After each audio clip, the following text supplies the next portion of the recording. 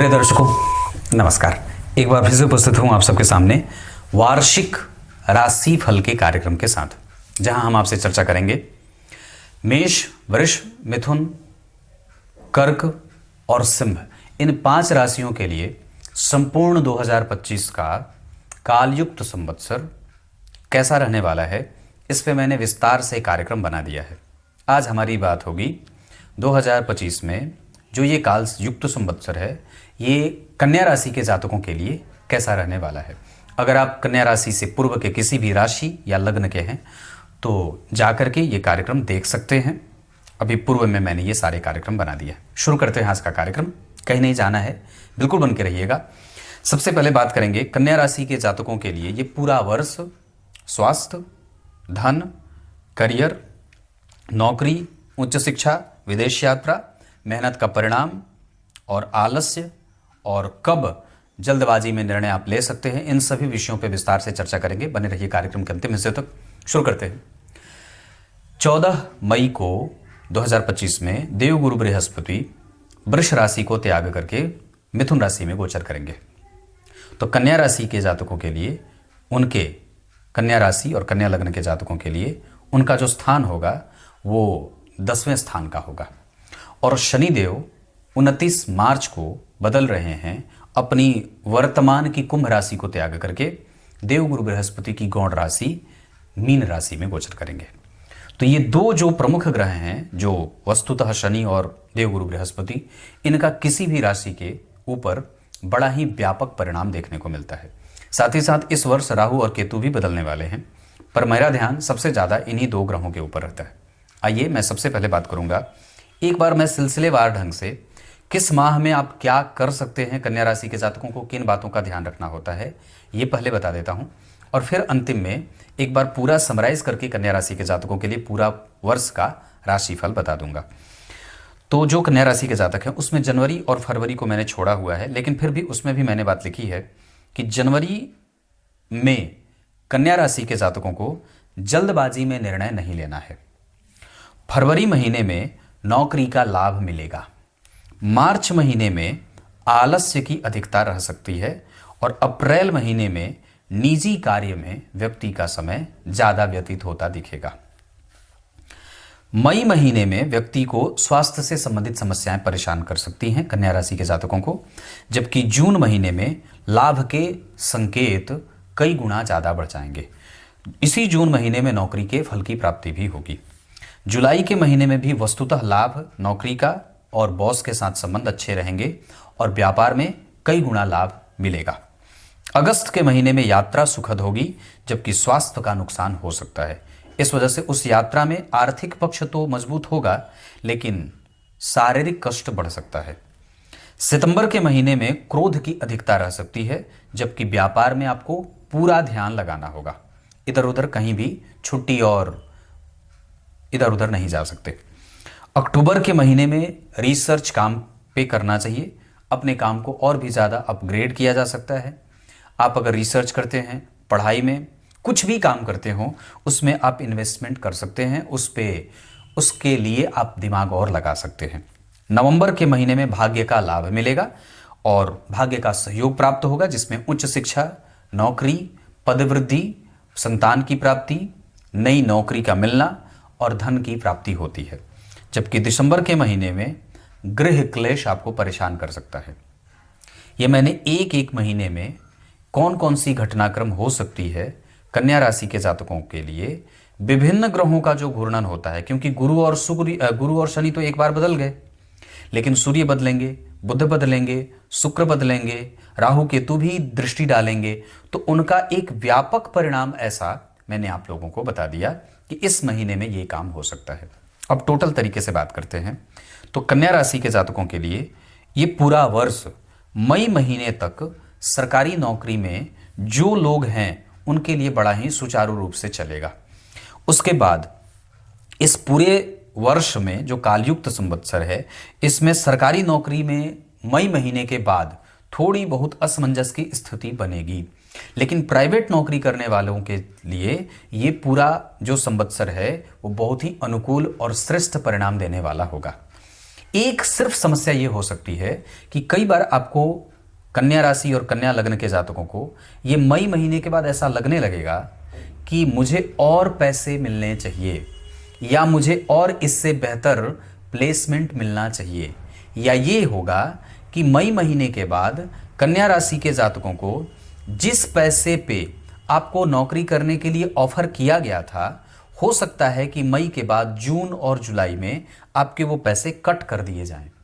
और इस बात से आपकी चिंता बढ़ जाएगी कि बाकी के व्यय जो आपने पूर्व की आमदनी पे इकट्ठा किया था या जनरेट किया था, जो आपने अपना लक्ष्य बनाया था घर गाड़ी बंगला आदि का, उसकी पूर्ति कैसे की जाएगी। इसमें एक संकेत ये मिलेगा कि मई महीने के बाद ये जो कन्या राशि के जातक हैं वो अपने बॉस और अपनी संस्थान से इस बात की अर्जी लगाएंगे कि मेरा सीवी खराब ना हो, मेरा बैलेंस जो है वो तो चलो ठीक है, पर मैं अगली नौकरी इससे कम पैसे पे ना करूं, इस वजह से मेरी आमदनी बढ़ाई जाए, मेरा पेमेंट बढ़ाया जाए। ऐसा मई महीने के बाद जून और जुलाई में होगा।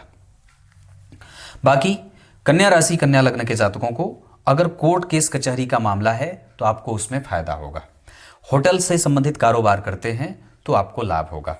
टेलीकॉम सेक्टर और ट्रांसपोर्ट में काम करते हैं तो आपको ये पूरा वर्ष लाभ देने वाला है।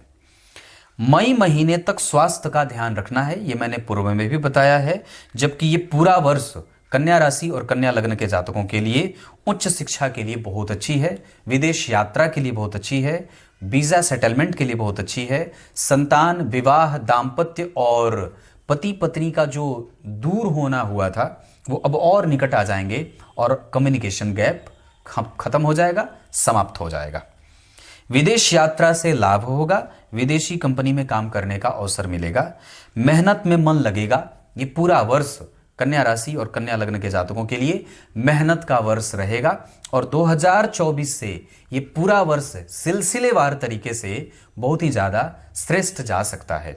इसके अतिरिक्त जनवरी, फरवरी, मार्च, अप्रैल और मई ये पूरा 5 महीना व्यापार में खूब लाभ देने वाला होगा।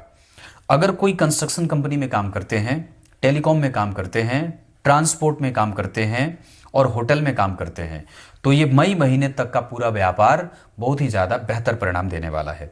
बाद में मई के बाद जून, जुलाई, अगस्त ये 3 महीने व्यापार में मेहनत की आवश्यकता होगी और मेहनत लगानी होगी, काम में मन लगेगा। ये पूरे कन्या राशि और कन्या लग्न के जातकों के लिए ऐसा पूरा वर्ष रहा। अब एक और भी मैं ओवरव्यू आपको दे देता हूं। संपूर्णतया कन्या राशि और कन्या लग्न के जातकों को इस पूरे वर्ष अपने स्वास्थ्य और सेहत का ध्यान रखना होगा। माता और पिता से मतभेद न बने, इसका ध्यान रखना होगा। इस पूरे वर्ष कन्या राशि के जातकों को अपने मेहनत से चूक जाने की स्थिति में नहीं जाना होगा। इस पूरे वर्ष में अगर धन देना हो, धन निवेश करना हो, साथ ही साथ धन किसी को उधार स्वरूप देना हो तो सावधान होकर के बिताना होगा, खास करके जून और मई के महीने में और जुलाई के महीने में। जल्दबाजीपन में कोई भी निर्णय लेंगे तो कई बार ये वर्ष आपके लिए आरंभ में ही नुकसान देने वाला हो सकता है। क्लियर है? कोई लाग लपेट नहीं, कोई अलग से बखान करने की कोई आवश्यकता नहीं है। ये आपका पूरा वर्ष है, इसका मैंने पूरा खाका आपके सामने प्रस्तुत कर दिया है।